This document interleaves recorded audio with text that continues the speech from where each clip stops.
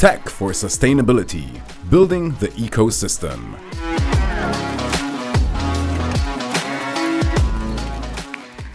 Thank you, and welcome everyone, and thank you for coming to listen to our great series of panels around sustainability. And Tech for Sustainability is a topic that really excites and I'm passionate about, because I believe that technology can help us accelerate the progress towards the Sustainable Development Goals. And it's not just me who believes that. They found that 70% of the 169 Sustainable Development Goals can actually be accelerated and approved by tech. So one of the key things that we need to figure out is how to create the ecosystem to build those technologies and to scale those technologies so that we actually are going to create an impact.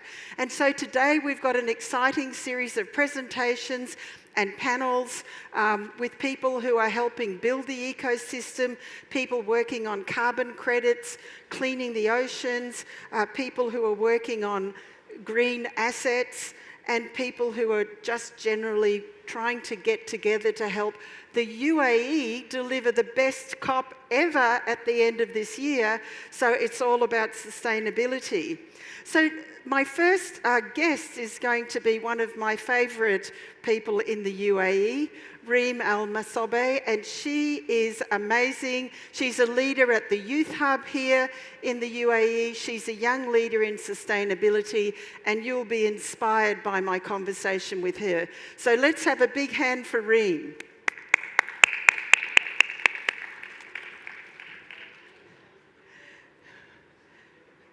Welcome, come, sit down.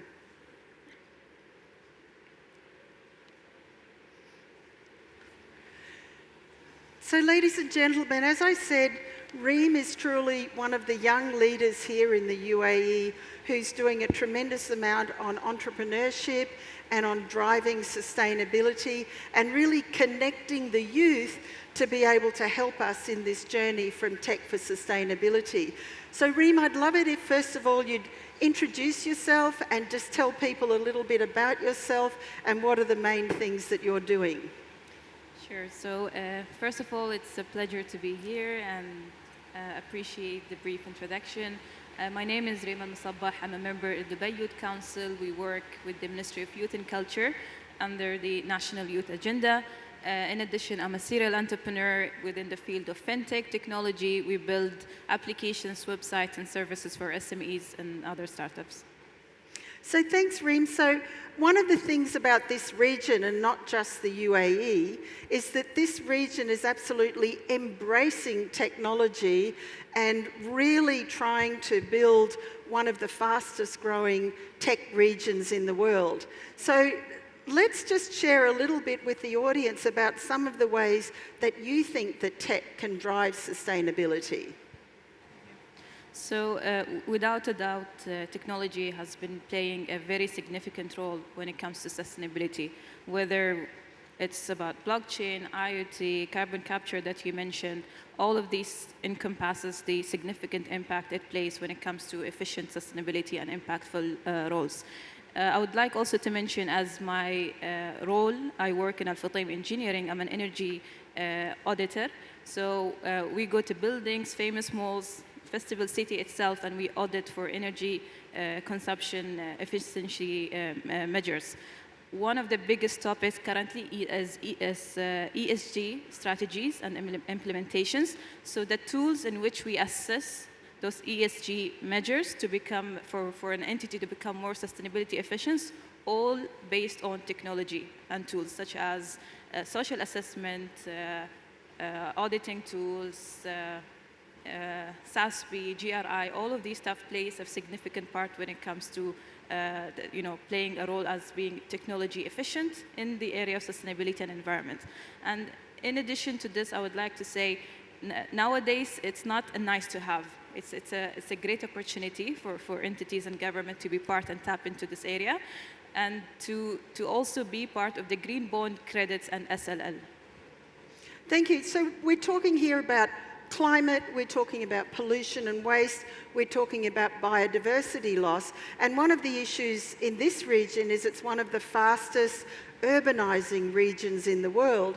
So if we're not managing the way that these cities are going to be operating, in fact, the urbanisation is going to drive a whole lot of pollution and waste. And I was working on a UNEP digitalisation and the environment report for the whole of West Asia region, and they actually said that a study in the UAE estimated that 85% of respondents purchased 1 to 3 e-devices per year.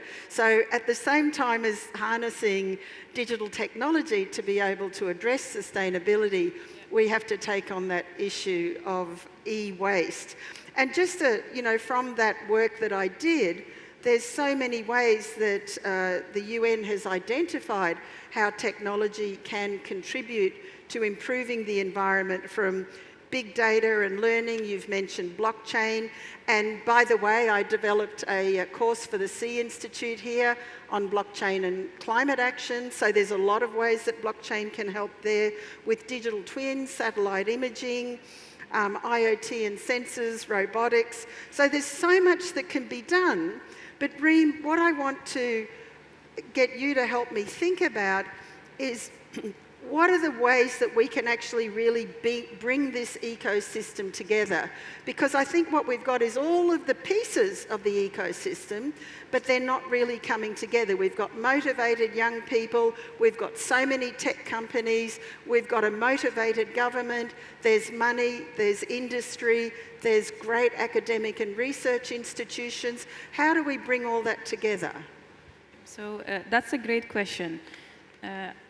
If we're going to go back to COP27, a lot of interesting facts has been told. A lot of entities, NGOs, and governments has, proposed ways in which they're going to reach net zero by a specific year, or they have certain initiatives that they're trying to undertake.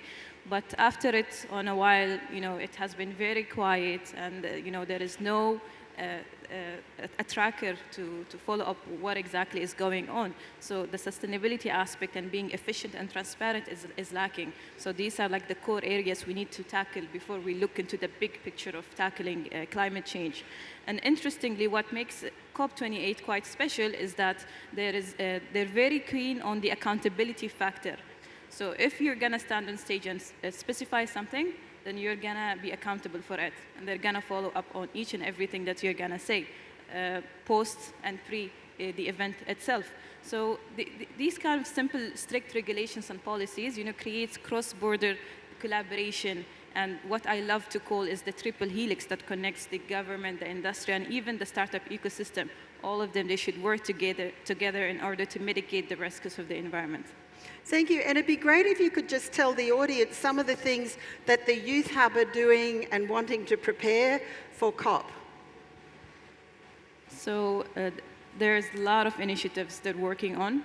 Today we have COP28 roadmap. It's happening at Expo at 4 p.m. after this.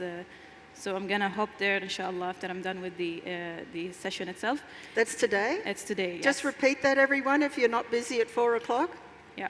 So interestingly, what's going to happen today, a lot of ambassadors and delegates are invited, and we're also providing booths for startups related within the sector of sustainability to come and showcase their initiatives and pitch in front of very impressive people in this area. And the selected startups will also get a chance to showcase at the bigger event at November.